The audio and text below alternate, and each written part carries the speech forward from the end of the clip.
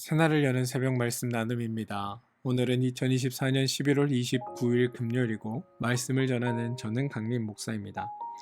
오늘 우리가 함께 나눌 말씀은 마태복음 8장 23절로부터 34절까지 말씀입니다. 배에 오르심에 제자들이 따라갔더니 바다에 큰 놀이 일어나 배가 물결에 덮이게 되었으되 예수께서 주무시는지라. 그 제자들이 나와 깨우며 이르되 주여 구원하소서, 우리가 죽겠나이다. 예수께서 이르시되 어찌하여 무서워하느냐, 믿음이 작은 자들아 하시고 곧 일어나사 바람과 바다를 꾸짖으시니 아주 잔잔하게 되거늘 그 사람들이 놀랍게 여겨 이르되 이가 어떠한 사람이기에 바람과 바다도 순종하는가 하더라. 또 예수께서 건너편 가다라 지방에 가심에 귀신 들린 자 둘이 무덤 사이에서 나와 예수를 만나니 그들은 몹시 사나워 아무도 그 길로 지나갈 수 없을 지경이더라. 이에 그들이 소리질러 이르되 하나님의 아들이여, 우리가 당신과 무슨 상관이 있나이까? 때가 이르기 전에 우리를 괴롭게 하려고 여기 오셨나이까 하더니 마침 멀리서 많은 돼지떼가 먹고 있는지라. 귀신들이 예수께 간구하여 이르되 만일 우리를 쫓아내시려면 돼지떼에 들여보내주소서 하니 그들에게 가라 하시니 귀신들이 나와서 돼지에게로 들어가는지라. 온 떼가 비탈로 달아 바다에 들어가서 물에서 물싸거늘 지치던 자들이 달아나 시내에 들어가 이 모든 일과 귀신 들린 자의 일을 고하니 온 시내가 예수를 만나려고 나가서 보고 그 지방에서 떠나기를 간구하더라. 마태복음 8장 23절로부터 34절까지 말씀입니다. 아시는지 모르겠지만 원래 성경에는 장절의 구분이 없습니다. 성경의 장과 절은 후대에 만들어진 겁니다. 약간 과한 정보이긴 한데 성경의 장의 경우는 13세기 초 영국의 스티븐 랭턴이라는 주교가 당시 신학자들과 설교가들이 성경의 구절을 빠르게 참조하고 논의하는데 도움을 주려고 만들었다고 합니다. 그리고 절은 그보다 300년이나 더 뒤인 16세기에 프랑스의 인쇄업자인 로베르 에스티엔이 성경의 인쇄를 위해 처음으로 절 구분을 도입했다고 합니다. 그래서 종종 성경을 읽을 때 장절을 없애고 읽으면 아는 내용이지만 새롭게 보이는 경우들이 있곤 합니다. 1절부터 17절까지 나병 환자, 중풍병자, 귀신 들린 자, 병 걸린 자의 이야기와 17절 이하 서기관 이야기가 나오는 것이 서로 대조되었다는 것도 장절을 없애고 한 번에 읽으면 발견할 수 있는 재미이기도 합니다. 그리고 오늘 23절부터 34절까지도 두 개의 본문으로 나누어 23절부터 27절, 28절로부터 34절까지 두 개로 등장하는데 이 두 이야기가 서로를 대조하면서 또 강조하는 부분들이 함께 있기에 우리가 함께 읽어야 하는 겁니다. 한번 보겠습니다. 23절로부터 27절을 보시면 바다에 놀이 있어 제자들이 위험에 처해 있을 때 예수께서 바람과 바다를 꾸짖어 잔잔하게 하셨다라는 내용이 등장합니다. 1차적인 강조점은 모두가 다 아시다시피 예수님은 창조주시기에 바람도 그 다음에 바다도 다스리시는 능력 있으신 분이시다라는 걸 보여주고 싶어 합니다. 그리고 28절부터 34절은 귀신을 내쫓는 장면이 나옵니다. 이건 역시도 예수님은 귀신을 내어 쫓을 수 있는 권능과 능력을 가지신 분이다, 그런 권세가 있으신 분이 예수님이다 라는 이야기를 전합니다. 그런데 이 이야기는 그 이야기만 담고 있지는 않습니다. 잘 보시면 23절로부터 34절까지는 등장인물들이 서로 비교되어 나타나는 것을 볼 수 있습니다. 23절부터 27절까지의 주된 등장인물은 제자들입니다. 제자들인데 그 제자들이 예수님에 대해 잘 알지 못합니다. 무슨 말이냐 하면 제자들은 예수님이 나병 환자를 고치고 귀신을 쫓고 열병을 낫게 하는 일들을 보았으면서도 바다를 잔잔하게 하는 것은 예수님이 과연 할 수 있는 일일까라는 생각을 했었던 겁니다. 그래서 예수님께서 바다와 바람을 잔잔하게 하시니 그제서야 이는 누구인가라며 놀라는 장면이 나오는 겁니다. 제자들은 예수님의 존재와 예수님의 성품과 예수님의 이 땅 가운데 오신 이유 같은 것들에 대해서는 관심이 없었는지 알지 못하고 있었습니다. 23절로부터 27절까지는 그런 제자들의 모습을 우리 가운데 그려주고 있습니다. 그런데 여러분, 28절로 34절을 보시면 귀신 들린 자들이 등장합니다. 근데 귀신 들린 자들이 하는 말이 29절에 소리질러 이르되 하나님의 아들이시여 당신이 우리와 무슨 상관이 있나이까? 아직 때가 이르기 전에 우리를 괴롭게 하시려고 여기 오셨나이까? 라며 이야기하는 것을 볼 수 있습니다. 또한 31절을 보시면 귀신들이 예수께 간구하여 이르되 만일 우리를 쫓아내시려면 돼지떼에 들여보내 주소서라고 말하고 있습니다. 여러분, 이걸 통해 비교점이 무엇인지 보이십니까? 예수님께서 제자로 뽑아 예수님의 가르침을 받고 있는 제자들은 예수님이 누구인지 분명히 알지 못하고 있는 상황에 귀신들은 예수님을 알아보고 예수님이 누구인지 고백하고 있다라는 겁니다. 제자들보다 귀신의 믿음이 훨씬 더 커 보이기도 합니다. 그렇다고 여러분, 제가 지금 귀신들의 믿음을 칭찬하는 게 아닙니다. 하나님의 은혜를 입고 하나님의 구원 사역과 하나님의 은총을 받은 우리 인간들이 얼마나 자격이 없었는가를 성경이 설명하고 있다는 겁니다. 심지어 귀신들도 예수님이 누구인지 알아보는데 하나님께서 직접 창조하시고 하나님이 빚으시고 보시기에 심히 좋았다라고 말씀하신 그 인간이 하나님의 그 숱한 약속과 하나님의 역사하심과 이루심을 경험했던 그들이 정작 하나님의 아들이 왔을 때, 아니 하나님이 이 땅 가운데 오셨을 때, 메시아로 이곳 가운데 강림하셨을 때 그 누구도 그분이 하나님임을 알아보지 못하고 있는 상황. 다시 말해 사람들이 하나님에 대해 무지하고 무력하고 알아듣지 못하는 그 답답함과 안타까움을 이 귀신의 사례를 통해 대조해 주고 있다는 겁니다. 뿐만 아니라 오늘 이야기는 또 다른 한 가지를 더 우리에게 전합니다. 여러분, 예수님께서 이르시되 어찌하여 무서워하느냐 믿음이 작은 자들아 하시고 곧 일어나사 바람과 바다를 꾸짖으시니 아주 잔잔하게 되거늘. 이 부분에서 바람과 바다를 꾸짖으시는 예수님의 감정이나 예수님의 표현 강도가 여러분들은 어떻다라는 생각이 드시나요? 질문이 좀 어려울 것 같으니까 제가 객관식으로 한번 질문을 해보겠습니다. 1번, 예수님이 매우 화가 난 상태로 제자들에게 이 말씀을 하셨다. 그래서 제자들에게 성질을 내시며 어찌하여 무서워하느냐 이 믿음이 작은 것들아 라고 소리 질렀다. 아니면 2번, 안타까워하시면서도 기특하게 여기셨다. 그래서 제자들에게 다정스러운 표정을 지으시며 어찌하여 무서워하느냐 믿음이 작은 자들아 하고 위로하셨다. 여러분은 어느 게 정답 같으십니까? 저는 2번 같습니다. 지금 예수님이 제자들을 꾸짖고 책망하고 혼내시는 게 아니라는 겁니다. 예수님이 말씀하신 믿음이 작은 자들아 라는 이 말은 책망의 말이 아닙니다. 지금 제자들이 예수님은 어떤 존재로 보고 있느냐 하면 죄에 사로잡혀서 하나님에 대해 알지 못하고 듣지 못하고 깨닫지 못하는 상태에 놓여있는 자들, 이들이 제자라고 예수님은 여기고 계십니다. 그런데 그런 이들이 주님 앞에 나와 주님 우리를 구원하여 주시옵소서 우리가 죽겠나이다 라고 요청하는 걸 주님이 들으셨다는 겁니다. 이건 다시 말해 이들이 의지할 이가 예수 그리스도라는 것을 인정하기 시작했다는 그 시점을 예수님이 포착하신 겁니다.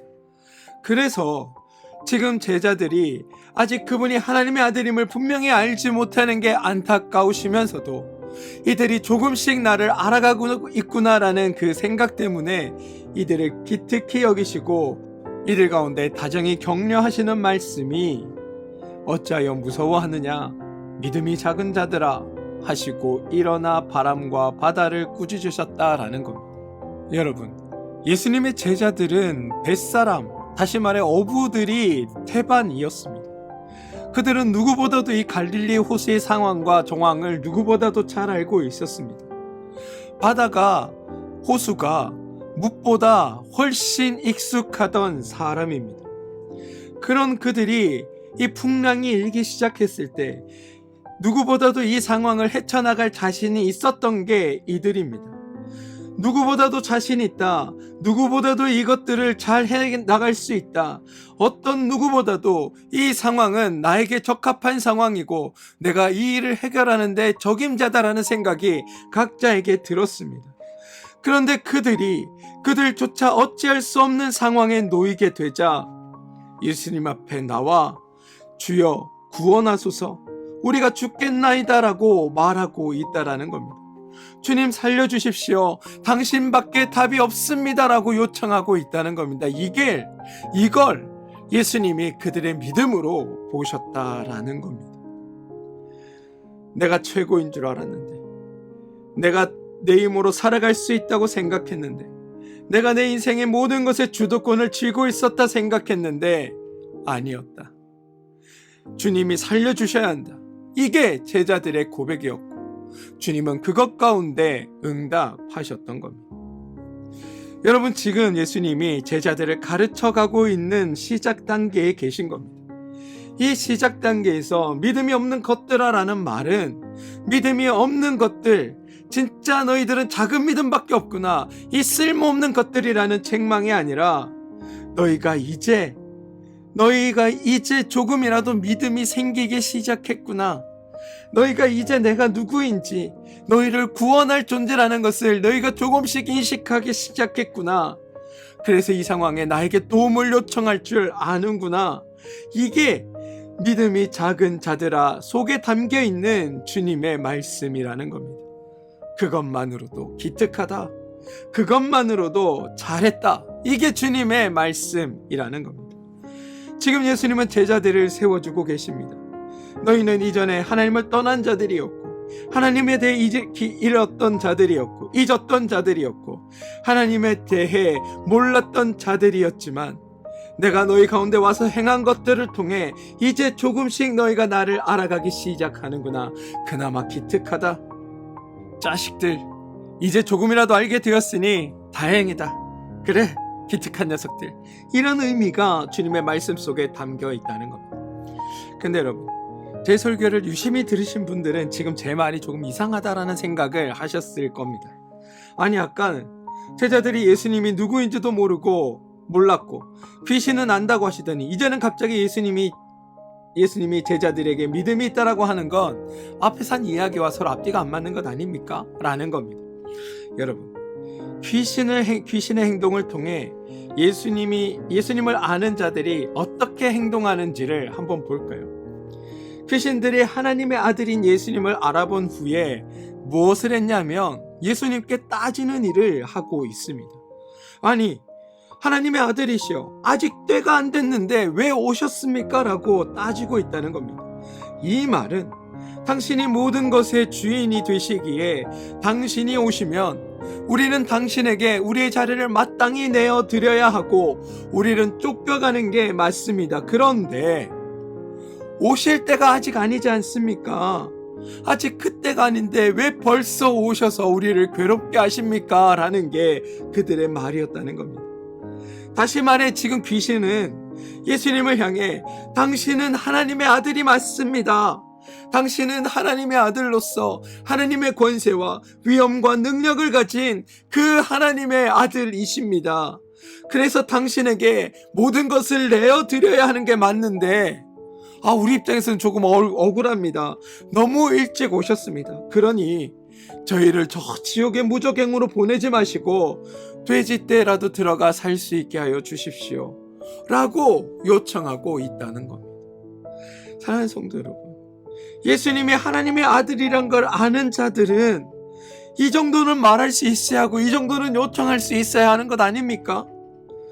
귀신들이 예수님에게 쫓아내시려고 하면 저 돼지떼에게 들어가도록 허락해 주소서라고 따지기도 하고 요청할 줄도 알더라는 말입니다. 뿐만 아닙니다. 예수님의 태도도 반응도 되게 이상합니다.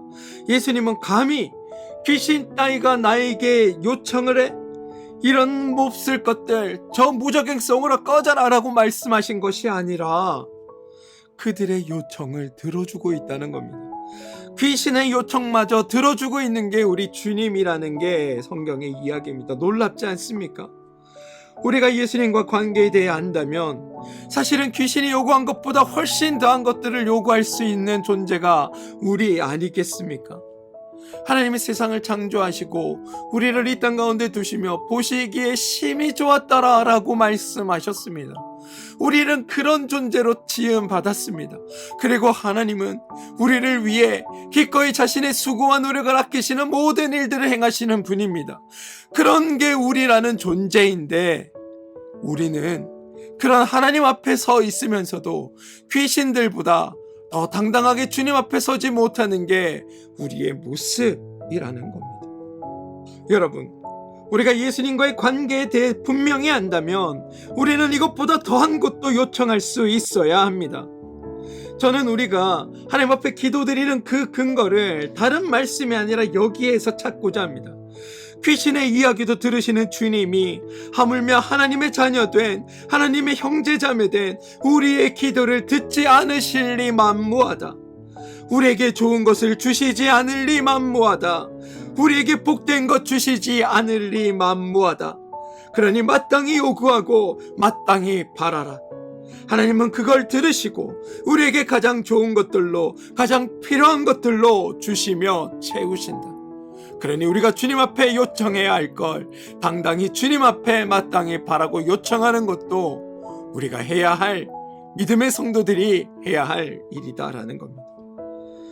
제자들의 믿음은 여러분, 이런 귀신들의 믿음과 비교했을 때 없는 것이라고 봐도 무방할 정도로 미약한 겁니다.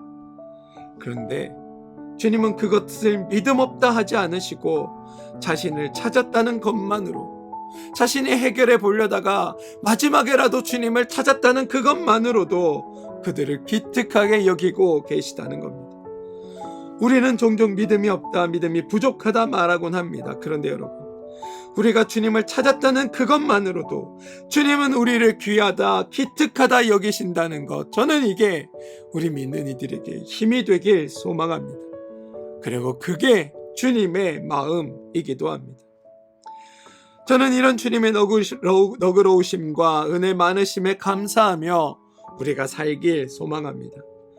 사랑하는 성도 여러분, 우리는 귀신 정도가 아니라 하나님의 자녀입니다. 성도입니다. 귀신의 요구도 들어주신 주님이 우리의 요구를 듣지 않으실 리 없으십니다. 그러니 여러분, 기도하는 모든 것들이 이루어짐을 믿으시기 바랍니다. 내가 원하는 그림대로, 내가 기도한 모습대로 응답되지 않을 수는 있어도 주님은 우리의 기도를 무시하시거나 모른 척 하시거나 외면하지 않으십니다.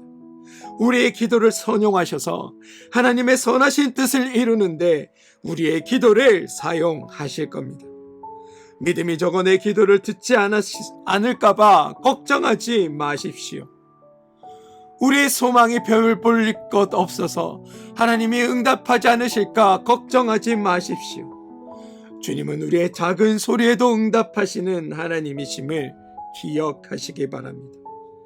그리고 우리가 가져야 할 건 주님의 응답을 알아차릴 수 있는 눈을 가져야 합니다.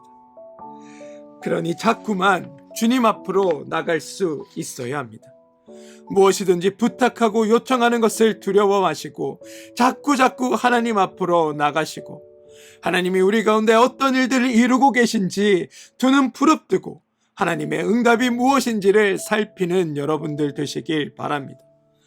주님은 우리의 연약함과 우리의 무기력함과 우리의 무지함조차도 업수히 여기지 않고 우리를 도와주시겠다고 말씀하고 계십니다. 사랑하는 성도 여러분, 우리가 기댈 것은 이런 하나님의 마음임을 기억하시고, 저는 여러분들이 이런 하나님의 마음을 깨닫고 무엇이든지 당당히 요구하고 또 그것 가운데 응답해 주시는 주님께 반응하며 하나님의 성도된 자로서 믿음으로 더 굳건히 서는 여러분들 되시길 주님의 이름으로 축원드립니다. 함께 기도하겠습니다. 주님은 우리의 연약함도 믿음의 적음도 부족하다 아니하시고 우리를 기특히 여기시며 칭찬하는 분임을 깨닫습니다. 그리고 그 주님이 우리의 기도와 간구 가운데서도 함께 하심을 믿습니다. 귀신의 요청도 거부하지 않으신 주님께서 당신이 사랑하시는 우리의 기도와 간구를 얼마나 귀히 여기실지 돌아보게 됩니다. 믿는 성도로 바르게 주님께 구할 수 있는 마음도 주시고 더불어 하나님의 응답을 깨달아 알 수 있는 눈과 귀도 주셔서 주님을 더욱 믿는 믿음의 성도 되게 하여 주시옵소서. 예수님의 이름으로 기도합니다. 아멘.